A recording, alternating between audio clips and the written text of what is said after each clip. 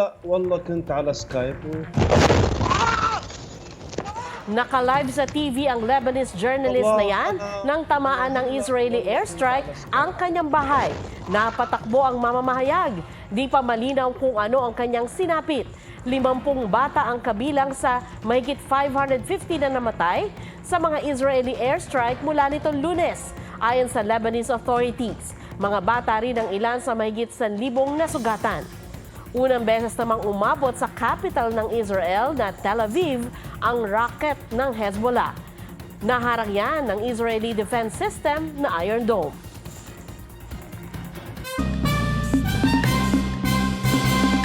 Tinutugis ng mga pulis ang PBA player na si John Amores matapos umanong barilin ang nakaaway niya sa basketball.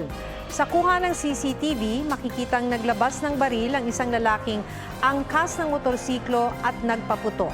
Ayon sa mga pulis, nakainitan ni Amores ang isang lalaki sa basketball game sa Lumban, Laguna pasado alas 6 ng gabi. Nagkahamunan silang magsuntukan sa ibang lugar. Sakay ng motorsiklo, sinundan daw ng biktima si Amores na nakamotorsiklo rin. Pagdating sa lugar, pinaputukan daw ni Amores ang biktima na hindi naman natamaan.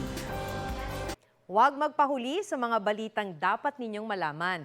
Mag-subscribe sa GMA Integrated News sa YouTube. Sa mga kapuso abroad, subaybayan nyo kami sa GMA Pinoy TV at sa www.gmanews.tv.